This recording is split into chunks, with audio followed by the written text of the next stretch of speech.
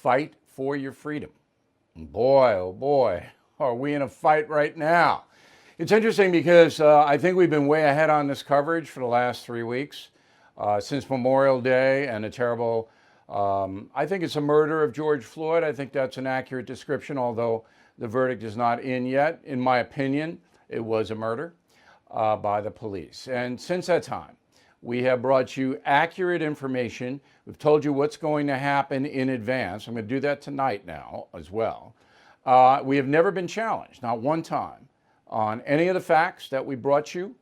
They don't like me, they being the far left, because that's the tension in the country. It's the far left versus the folks. It's not black-white. It's not. It's far left versus the folks. So today we're going to lead with a house divided. Now that is a famous speech from Abraham Lincoln in 1858, when Lincoln was laying out that the United States couldn't go on as a divided nation with free states and slave states. Okay, so Lincoln saw it very clearly.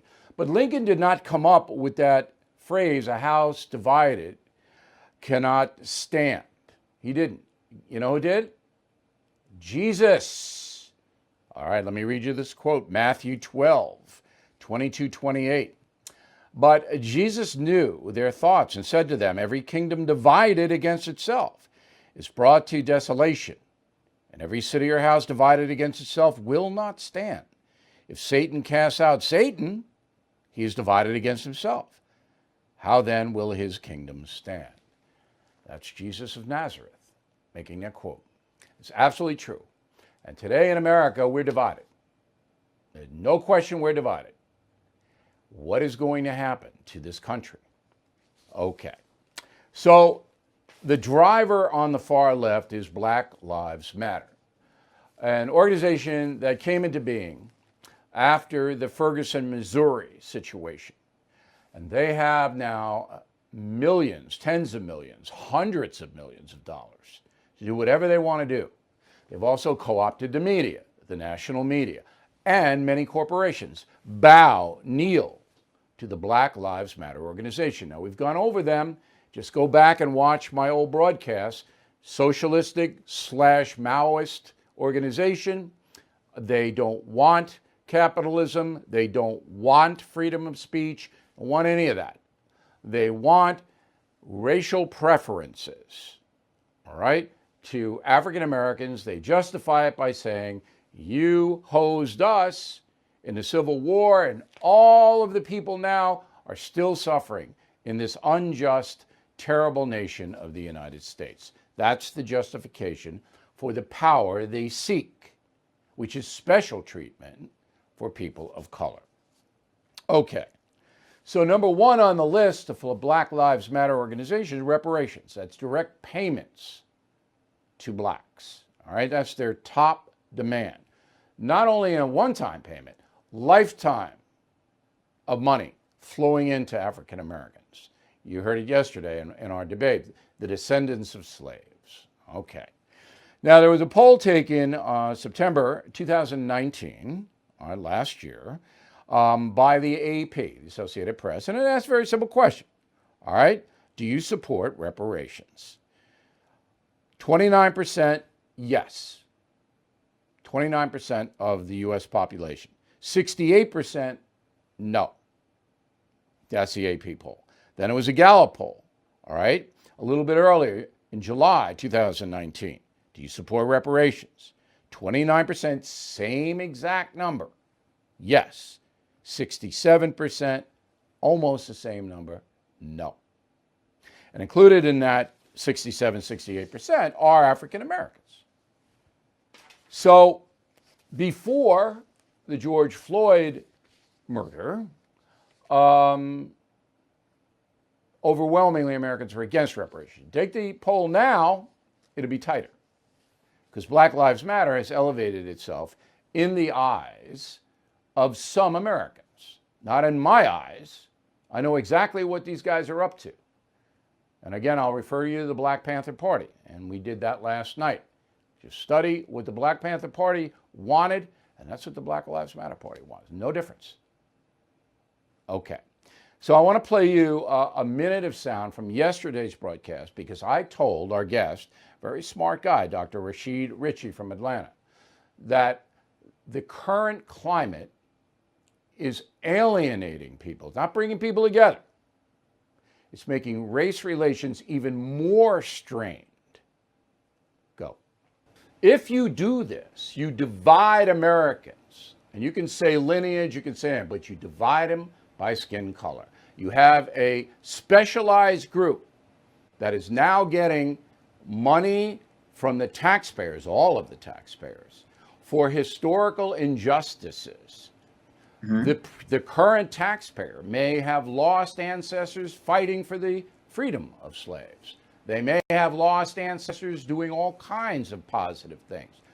Not going to go for it, Doc. You're going to divide the nation and you're going to create more racial animus. So when we talk about reparations, remember the American government is actually for reparations based on its historical connection to giving reparations to all of these other groups. So no, it did not divide America then, and it would not divide America now. And I disagree with you on your conclusion that it would further separate the men and women who are Americans currently. And here's why. The reason why you have much of the racial disparity and divide and conflict is because of the great disparity in economic realities between the various groups. And it just so happens to connect with skin color and also living conditions. Now, the doctor's right about the economic disparities. He's absolutely right about that. But you don't correct that by giving people a check. And when he said the other groups, he's talking about the Japanese who were interned at World War II.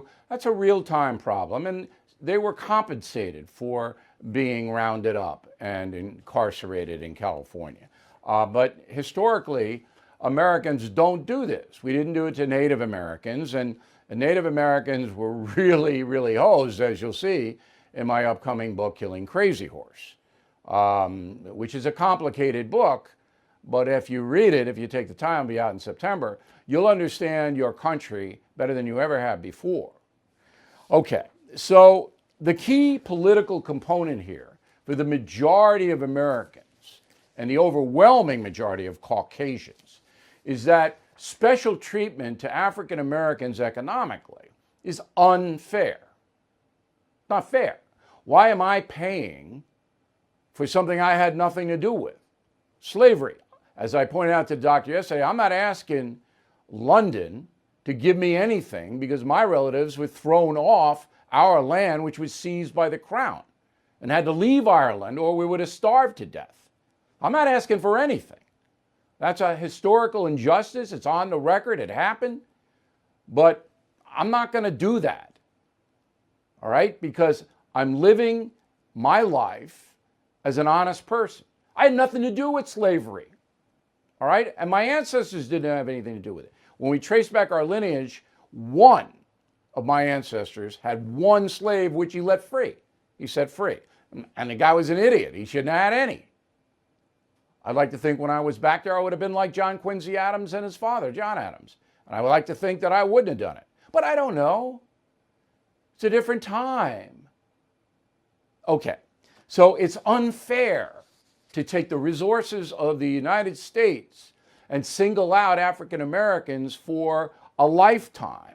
And that's what Black Lives Matter wants, a lifetime of entitlements. I mean, it just goes down a list. It's like 30, 40 things. The other thing is that this Black Lives Matter movement has been embraced now by the media, CNN, NBC News, the usual suspects. And they have mainstreamed it. They don't tell you they're socialist Maoists. They don't tell you they don't want freedom of speech. They don't ever mention that. And now we have people like Jennifer Aniston and Brad Pitt. Wow, the glamour couple, who are each donating $1 million to Black Lives Matter. $1 million. I'm sorry, let me correct that. It's not Black Lives Matter, it's Color of Change, which is an adjacent group. So let me be clear. Aniston and Pitt, $1 million each to Color of Change. Well, here's what Color of Change wants. It's demanding that Netflix never again run any movie or show that contains police. How absurd is this? All right? Universal income for African Americans. As I said, that's Black Lives Matter wants that.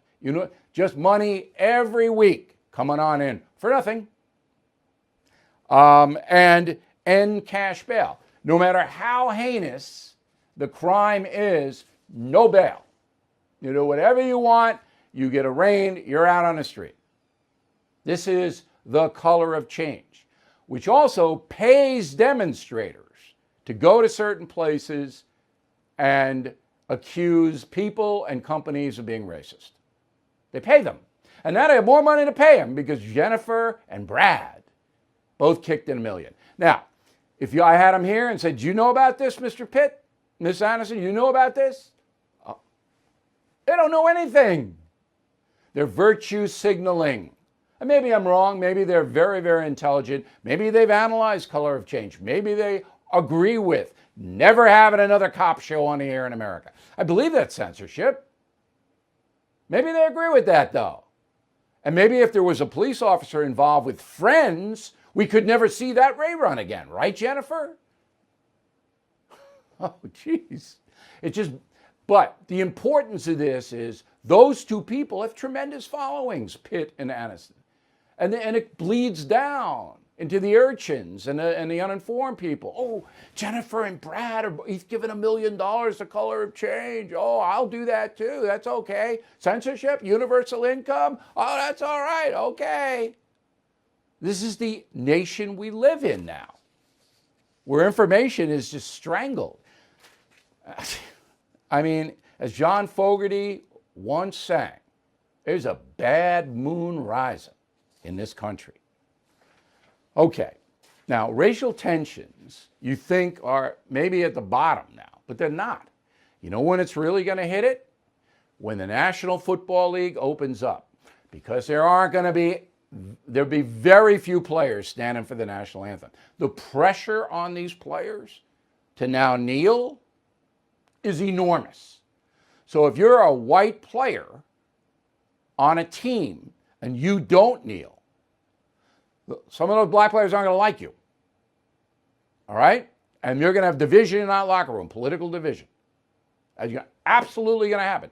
In fact, there was where were these guys? High school baseball team, Iowa, Des Moines. There they are. The whole team. There they are. Okay. So that's what you're going to have. Now, once that happens in the National Football League, you're going to have a tremendous division in this country. You're going to have anger all over the place. We saw what happened with 1 or 2, Colin Kaepernick. A few more than that. But now everybody's going to have to do it. Kneel during the national anthem. So the league's going to have to do something. I'm going to predict they're going to run a national anthem 20 minutes before game time when both teams are in the locker rooms. The teams come out, they warm up, they stretch, they do this and that, and then they go back in for last-minute instructions. That's when they'll run the anthem, far away from the TV cameras. But it's going to explode because the press is going to be there, and some of those players are going to come out of the locker room. This is really going to divide the nation in the fall. Donald Trump. So how should he handle this thing? Hurting him.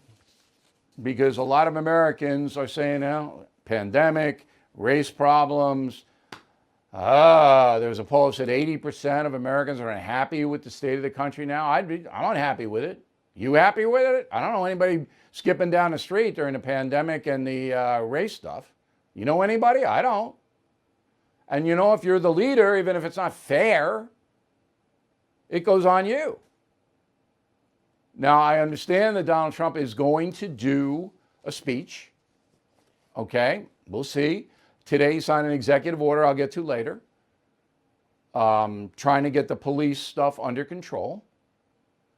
But how does he handle it? Because his opponent, Joe Biden, Democratic Party, they're going to virtue signal all day long. They're not going to go up against Black Matters. It's going to be, yeah, that's right. We're going to do all of that. Whatever they want, we're going to do. See it in Seattle now. See what's happening. Whatever they want, we're going to do. So what does Trump do? He can't do that. But if he goes out and he starts to call out people, as he usually does, and he's a racist, and then all hell breaks loose there. But I'm going to tell you, if he wants to win in November, he's got to do fairness. He's got to say, I'm going to be the president of fairness. To African Americans who aren't being treated fairly, I'm going to be your champion. And to Caucasian Americans and other people, I'm going to be your champion as well. I'm not going to support reparations. I'm not taking money out of your pocket to give to another group. I'm not going to do that. And I'm going to support the police to the extent that we're not going to defund them. We're not going to let what's happening in Seattle happen. He's got to run on order, law, and fairness. But fairness is the most important. Now, nowhere in all of this is the solution to racial animus in America, and that is education. I wrote a column on it, a long column. Now, people say, well, it's a dissolution of the family, and that's true. But the government cannot do anything about that other than to reform some of the welfare laws and entitlements, not to encourage men to leave the family. They could do that. But they can't say to the American people, you have to parent a certain way, you have to stay in the home of your father. They can't do it. What they can do is provide a quality education even in the poorest neighborhoods. The government can do that and is not doing it. All right, let's bring in a guy who can chat about a lot of what I just said. His name is Jack Brewer, former safety in the National Football League. He played for Minnesota, New York Giants, Philadelphia Eagles, Arizona Cardinals. He's the CEO of the Brewer Group, which is a consulting firm. It covers sports, media, financial, but everything comes to us from Fort Lauderdale, Florida. All right, Jack, I'm sorry it took so long to get to you, but as you know, I'm a brilliant man, and a lot of stuff comes out of my mouth. That's a joke. Did I say anything wrong? No, all respect, Bill. I think, our nation right now needs opinions like yours. They need opinions like mine. But at the end of the day, we have to find common ground. When you said what you said about fatherlessness, you're dead on. And what you said about education, you're dead on. I just think that it's a meeting of the two. When I go into the inner city schools that I work in, and then I go back and look at those same schools' budgets, they're graduating, some of them 35-40% of the black male. And then you see the amount of money that they're actually spending, and they're spending more money per kid than I spend to send my kid to a top private school. That's not right. That's systematic oppression. No matter who puts the system in place, that's not right for the kid that's born into that situation. And so Yeah. I think it does go back to fatherlessness. I used to teach high school in South Florida. Where do you send your kids? Well, now I send my kids to Calvary Christian, but I live in Parkland, Florida. But Okay. I also run youth program in Broward County for the juvenile kids. Why do you send your kids to private religious school? Well, I started off sending my kids to private school, and I tried a year of public school, and he came home one day in tears that the teacher made him tuck his cross in his shirt, but she let everyone else keep all of their symbols on their necklaces out. That was enough for me. I didn't want my kid to be subjected to this leftist mentality that pushes these kids away from God, but yet they teach these kids they can go in any bathroom they choose. So those things for me are non-starters. So I decided to take my kids out of that environment and put them around some Christian teaching, Christian love, and beliefs that fit our home. I did the same thing with my children. Same exact thing. Pretty much for the same reason, that I didn't want a secular education for them because it wasn't an educated education, if you know what I mean. The teachers weren't informed enough about history, about theology, about anything to really be effective to the kids. Now, I read your point of view, and I know what you say when you go to speak to groups and all of that. Do you agree with me that with a 75% out of wedlock birth rate, and that's what the African Americans have, that there is really nothing the federal government can do to overcome that in an economic way? In an economic way, maybe, but I think the infrastructure could change in a way that would allow men like you and myself to go in and actually help bridge that gap. I've done that. I've started to do that in Broward County with our programs. I've done that with our American Heroes programs, bringing in athletes and influencers who care about these kids to help bridge the gap. You see, my issue is that the money is being spent. It's just how it's being spent. For $20,000 per student per year, you should be able to support every inner city kid with the opportunity. Absolutely. It's 30,000 in New York City, and they still can't do the math, and they can't do the science, and they can't read, and they can't write. But it's because, Jack. So Bill, wait a minute. Here's why here's why the money doesn't work. Because there is no discipline in the public school systems. So if the kid decides, I'm not going to do any homework, there's no sanction. If the kid decides, I'm going to be disruptive, I'm going to use the F word toward the teacher, I'm going to do whatever I want to do, there are no sanctions. So no matter how much money you pour into these places, it's going to be chaos. And that's exactly what's happening. Bill, at a certain age, though, you can speak to these kids, right? If you start to these kids when they're 7, 8, 9 years old, and you put in an after-school program where they have an influential person helping them with their homework after school and holding these kids accountable in a way that a father would normally do, I've seen the benefits of that be positive. But who's going to do that? The principals and the school boards are absolutely afraid of singling out minorities, not just African Americans, but any minority, and say, well, we got to keep these kids after school, and these kids need a mentor. Some parents will cooperate, but many won't.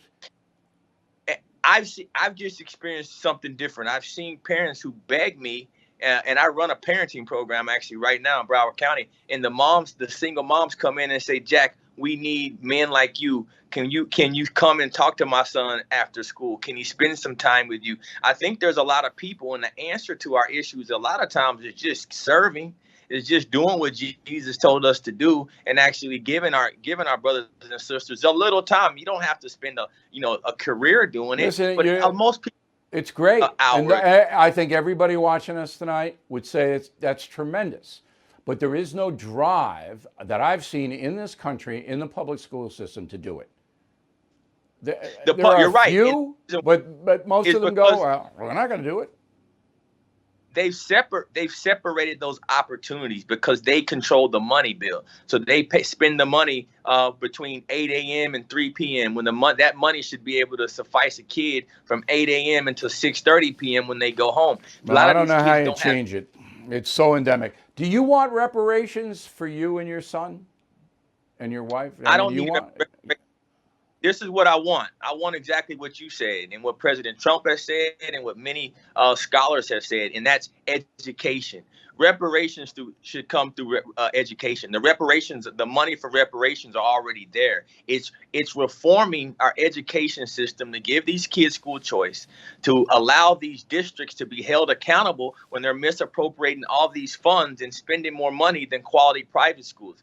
That is a tragedy. It's criminal, and it should be dealt with at the highest level. It is, and it's a lot of the progressive leaders in these cities that are controlling these funds, and it's wrong, Bill. And when our words are strong, and so when you talk about reparations, just handing out people money, you know what happens with somebody when they win the lottery? They normally go broke, and that's not what we need as a nation. But what we do need is a rebalance so that we can give kids that are born into the situation that they have no control over. We give them the ability to have a quality education. I've just seen personally so many successful people who got that education, that had that mentor in their life, and ended up being a very, very beneficial part of the American economy. Look, and I think that's where I agree with you, and you've got a clear vision. You're never going to hear it from Black Lives Matter. You're never going to hear it from CNN, the New York Times. You're never going to hear it because they don't want to solve the problem. When you talk about Black Lives Matter, right? Let's look at what that organization does. So they're going off of confusion. And so that's the same thing that the cancel culture is doing. When you cancel someone, that means you destroy them. So their mantra is to destroy.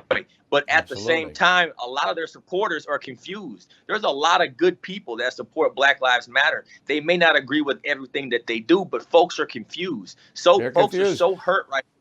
You know what I want you to do, Jack? I got to let you go. I want you to call Jennifer Aniston and tell her, okay? Just do me a favor. Yeah, she'll take your call. All right, Jack. Keep Give fighting me the an good. hour. I think I can talk some sense into her. I hope so. I'll pray Somebody for it. has to. Keep fighting the good fight down there in Broward County, all right? Keep doing what you're Man, doing, God Jack. bless you. Look, if Thank you need you. if you need anything from us, you let us know, okay? I want you to come talk to my kids one day, man. I'll be down. That's I what I know a want lot you of people down there. I'm not going down in August, Jack. You're not getting me down there in August. I don't blame you. But Come next back fall and winter, this winter. I'll definitely cake you up on that offer. Thank you. Okay, so the backlash. I'm going to get to that in a moment. But first, the statues. Now, this is all part of this far left movement. And the doctor was very instructive, and he gave you the thinking process that all this is justified because of slavery, that it's all justified. And believe me when I told you, there was not one Black Lives Matter official that condemned the arson and looting. Not one. So the statues deal is basically an assault on Confederates in the United States, and Winston Churchill in particular in Great Britain. Now, the Confederate stuff has some merit. So Robert E. Lee, all right, I was going to use a CNN soundbite, but I'm not going to do that. Robert E. Lee was a brilliant general, educated at West Point. If you read Killing Lincoln, you can see how he himself, because of his tactics, elongated the Civil War. Had they not had him, Civil War would have been over a lot sooner. But Lee was a slave owner, and he did not treat his slaves very well. He was a Virginian.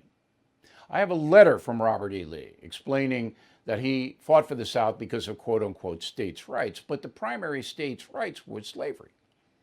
You know, there's some tariff stuff, but it was slavery. Read Killing Lincoln. So Lee, I would say his statue, in a historical sense, is fine. But you can't glorify Robert E. Lee. And the kids should be taught the truth about the man. Now, part of the reason of the statue defacement and all that is so that the far left can say, we're a lousy, terrible country, and we need to change everything because the original founding fathers were all racist, bigot, exploitation people. So we got to wipe out everything they did. George Washington, Thomas Jefferson, everything.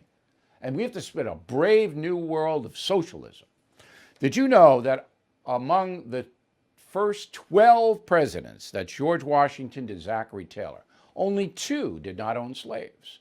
John Adams and his son, John Quincy Adams, both of whom were abolitionists, but both of whom understood that if you did abolish slavery by executive order, you'd have a war.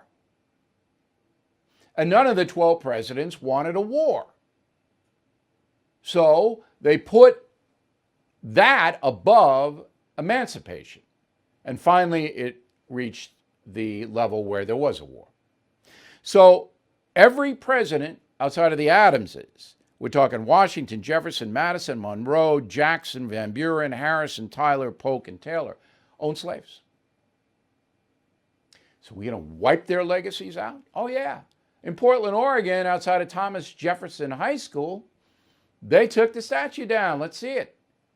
All right? That's Thomas Jefferson lying in the gutter. Anybody arrested? No. Because Portland, Oregon buys into the fact, city fathers of Portland, Oregon buy into the fact that we are a terrible country. Just as the doctor explained, we owe people because of our sins. Okay? So that's what's happening. And in England, they're doing pretty much the same thing. Winston Churchill was terrible because he was a colonialist, because he propped up the British Empire. See? And they want Churchill out of there so they can start a new socialist country in Great Britain. It's the same thing. All right. Boris Johnson, by the way, the Prime Minister of Britain, says don't buy into this. Don't go to these protests because they're all engineered by the far left, which is absolutely true. Absolutely true. Poll says Americans are the unhappiest they've been in 50 years. Yeah. There's a quarantine. There's a plague. Yeah. All the polls say that Biden's going to kill, I shouldn't use that word, going to defeat President Trump in November. But all the polls are push polls. Here's what a push poll is. They use the word push because you push the people asked in a certain direction. All of these polls, Reuters, Economist, they all have far more Democrats than Republicans, and the independents are undefined. So here's the game. We'll call people in San Francisco, and if they're independent, we'll use their whatever they say, or Seattle. Okay, we're not going to call them in Tupelo, Mississippi, and we'll list them as independent. That's a push. They push it. That's what they're doing here in this polling. Don't believe the polling. Don't believe a word of it. Is President Trump in a strong position? No. November, he might be in a far different position. And the polling at the end of September, early October, is when I will really pay attention to it. And the other thing is that elderly people don't do internet polls. People over 60 don't do them. So you knock out all the senior citizen vote on the internet polling. COVID. Texas, big problem. So we called. And the governor is saying, look, there are a lot of people, younger people, getting COVID because they're partying in the bars and other places. They're socializing. And that's what's spreading it. Yesterday, 4,200 new cases in Texas. Georgia, stable. Stable. Georgia open. It's up a little, but not crazy. Texas, a big problem. Florida, the problem. And that's the attribution. Younger people socializing. Most Americans say 45% of Americans say they will not fly because they fear COVID on the airline. Bookings down 82% from a year ago. Everybody's scared. Day in history. California was discovered on this day. California, one of the most beautiful places in the world. All right. June 17th, 1579, my man, Francis Drake. All right, this guy was amazing. He took 5 ships from England, sailed around, okay, the Cape in South America, up all the way to California. He lost 4 ships because you're down by the Antarctic and that Cape, it's a rough place. Anyway, Drake gets to California and he says, hey, we own it. The Queen owns it. Drake and the Queen were close. Not in that way. They were friends. And the Queen knighted Drake when he got back with a whole bunch of stuff that the Queen liked. So Drake's Cove in Point Reyes, I think it's just north of San Francisco, that is the memorial to Sir Francis Drake, a distant ancestor of mine. That's why I put him on. But if he wouldn't recognize California today, no, he would not. All right. I'm going to take a quick break. I'm going to be back with a lively mail segment and then a final thought about behavior. All right, let's get to the mail. We got Anthony, concierge member. Thank you, Anthony. I've never met a single person who agrees with what the Minneapolis officer did to Mr. Floyd. Country is in agreement, 100%. Why are we protesting and rioting? We aren't. Some very militant people are, and some criminals piggybacked on that. This is not a mass protest.